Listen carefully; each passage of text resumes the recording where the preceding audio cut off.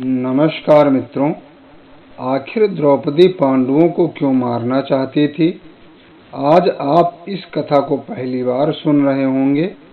मित्रों, जब अर्जुन स्वयंवर जीतकर मछली की आंख को भेद कर द्रौपदी से विवाह करके घर लाए थे, क्योंकि द्रौपदी एक यज्ञ कन्या थी,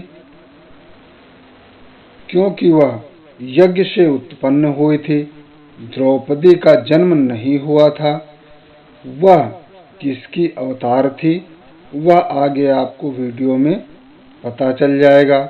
मित्रों, जब द्रौपदी को अर्जुन विवाह करके अपनी माता कुंती के पास लाए और द्वार से ही आवाज लगाई कि देखो माँ, आज मैं किसे लेकर आया हूँ, तो माता कुंती ने सोचा कि कुछ भिक्षा में लेकर आए होंगे, इसलिए उन्होंने कहा कि तुम सब भाई आपस में बांट लो। यह सुनकर पांडवों ने कहा, हे माता, आपने यह क्या अनर्थ कर दिया? मैं जिसे लेकर आया हूँ वह कोई वस्तु नहीं है, वह तो एक स्त्री है। मैं इसका किस प्रकार से बंटवारा कर सकता हूँ? हे माता, आपको ऐसी आज्ञा नहीं देनी चाहिए थी। परंतु माता कुंती ने कहा, बेटा, यह तो मुझसे अनजाने में मेरे मुख से निकल गया, अब तो यह वचन वापस हो ही नहीं सकते। यह सब हो ही रहा था कि भगवान श्री कृष्ण वहां प्रकट हो गए और कहने लगे कि द्रौपदी अब 5 पतियों की रानी बनकर रहेगी, किंतु सभी को कुछ नियमों का पालन करना होगा। नियम इस प्रकार होगा कि 1 साल तक जिसकी पत्नी बनकर द्रौपदी रहेगी, उसके अलावा बाकी भाइयों को 1 साल तक देवर व जेठ के रिश्तों में ही रहना होगा। भगवान श्री कृष्ण की इस बात को सारे पांडव मान गए। कुछ दिन बीते ही थे कि एक अजीब घटना घटित हो गई। अर्जुन रात को द्रौपदी का पैर दबा रहे थे।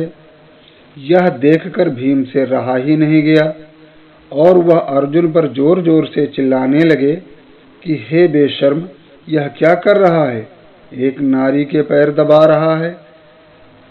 अर्जुन कुछ नहीं बोले, तब तक वहां युधिष्ठिर पहुंच गए।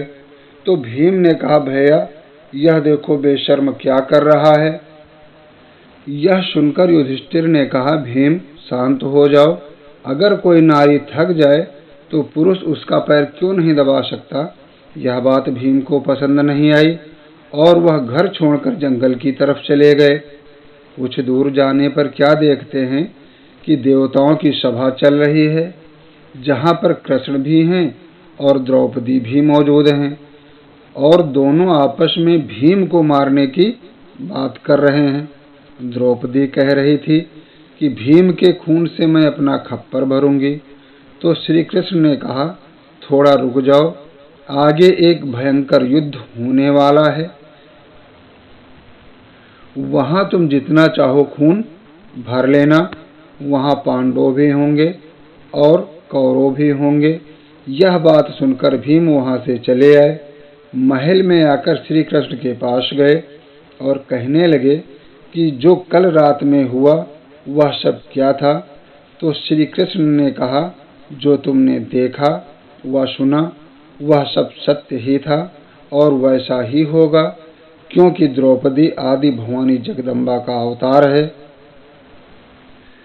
यह सुनकर भीम को भय उत्पन्न हुआ, तो भगवान श्री कृष्ण से अपने बचने का उपाय पूछने लगे।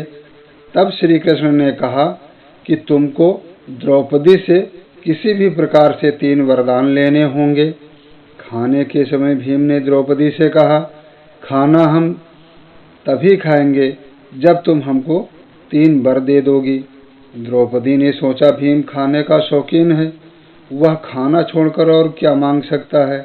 यह सोचकर द्रौपदी ने कहा, ठीक है, मांगो, तुम कौन सा वर मांगना चाहते हो? तब भीम ने कहा, हे देवी, तुम हम 5 भाइयों को जीवन दान दे दो। क्योंकि द्रौपदी वचन दे चुकी थी, इसलिए उसने कहा, जाओ, हम तुम सबको अमर होने का वरदान देते हैं। मित्रों, आज इतना ही।